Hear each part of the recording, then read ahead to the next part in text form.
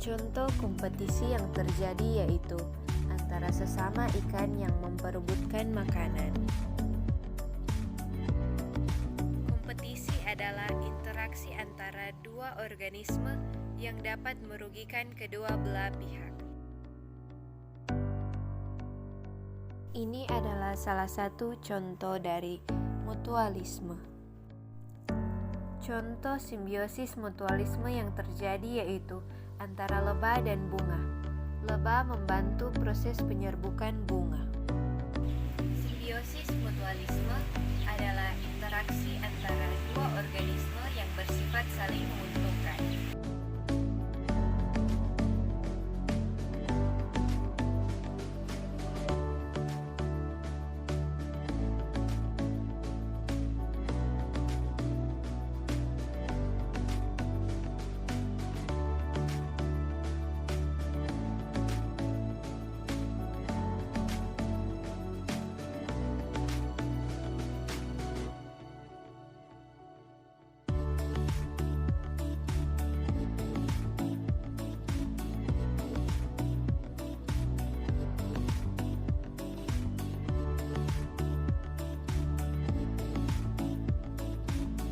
Akan memberikan contoh simbiosis parasitisme.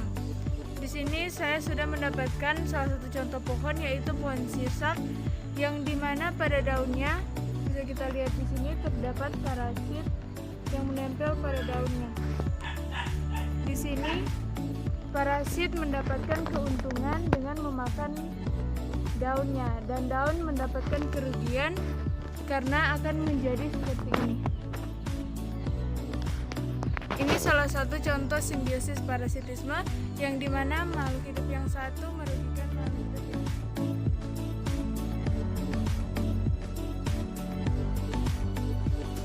Saya akan memberikan contoh simbiosis komensalisme. Kita lihat di sini ada sebuah pohon yang ditumbuhi oleh tumbuhan benalu ini.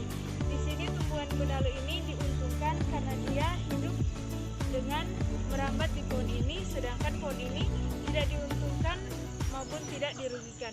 Jadi ini termasuk dalam simbiosis komensalisme yang dimana makhluk hidup yang satu diuntungkan dan makhluk hidup yang lainnya tidak diuntungkan maupun tidak dirugikan.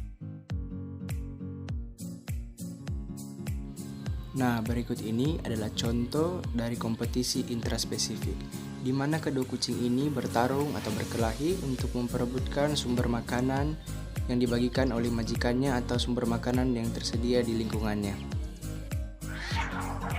Adapun contoh kompetisi intraspesifik lainnya, yaitu satu spesies yang sama bertengkar untuk memperebutkan daerah kekuasaan ataupun betina yang akan mereka kawini.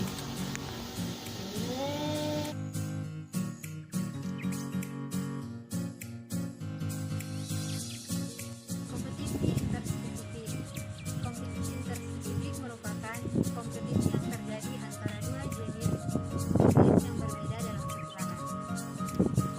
Contoh kompetisi interspesifik yaitu pada pohon rambutan dan tanaman puring yang berada dalam satu pot.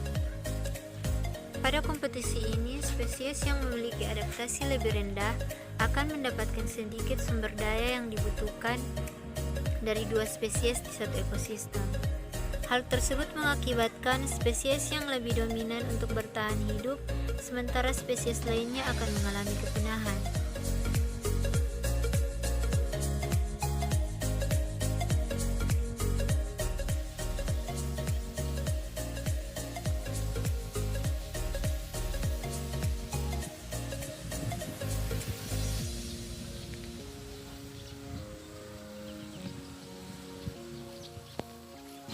Baiklah, saya sudah berada di Sumompo atau biasanya dipanggil tempat pembuangan akhir masyarakat Kota Manado dan Sulawesi Utara.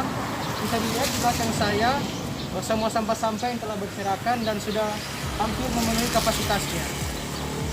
Di tempat ini adalah tempat penyimpanan dan pembuangan segala jenis sampah, organik maupun anorganik.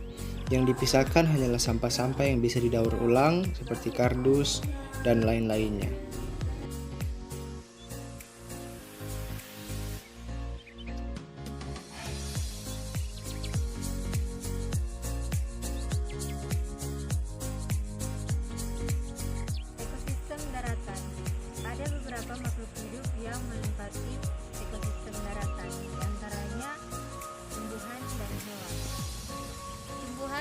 hewan tersebut saling berinteraksi satu sama lain. Berikut ini ada beberapa jenis spesies tumbuhan. Di antaranya ada pohon pisang, kemudian ada pohon kelapa, ini ada pohon pepaya, ada ilalang, dan ada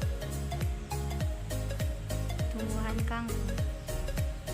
Sedangkan hewan yang menempati ekosistem daratan diantaranya ada laba-laba, ada semut, ada ngengat, ada semut hitam, ada kupu-kupu, dan juga ada belalang.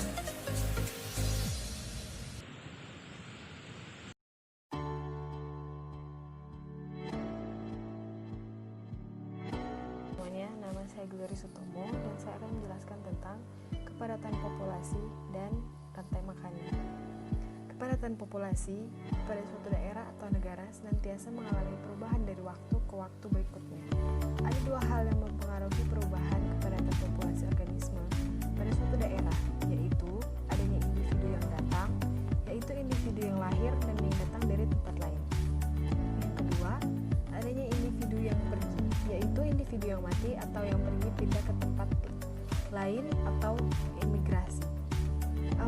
Apabila luas suatu daerah terjumlah individu yang datang lebih besar daripada yang pergi, maka kepadatan populasi akan meningkat. Sebaliknya, bila individu yang pergi lebih besar dari individu yang datang, maka kepadatan populasi akan mengalami penurunan. Kecepatan pertumbuhan populasi penduduk dunia pada dasarnya bergantung pada besarnya natalitas dan moralitas. Natalitas atau angka kelahiran adalah angka yang menunjukkan jumlah individu baru yang lahir per 1000 penduduk per tahun. Natalitas menyebabkan populasi bertambah per satuan waktu. Jadi, natalitas merupakan faktor pendorong meningkatnya pertumbuhan populasi, di mana moralitas atau angka kematian adalah angka yang menunjukkan jumlah kematian per 1000 penduduk per tahun. Moralitas merupakan salah satu faktor utama yang mengontrol ukuran suatu populasi. Peningkatan kepadatan populasi pada suatu daerah akan memunculkan berbagai dampak. Di antaranya yaitu kemungkinan terjadinya kekurangan makanan, menurunnya ketersediaan lahan, meningkatnya kebutuhan air bersih, dan kekurangan nutrisi yang berdampak menurunnya kesehatan masyarakat.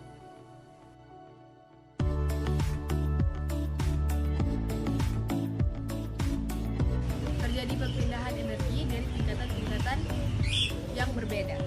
Contohnya di ekosistem kebun, dari matahari berpindah ke tumbuhan, dan tumbuhan dimakan oleh ulat atau serangga, dan serangga dimakan oleh burung, dan burung dimakan oleh kucing yang akan diuraikan oleh pengurai.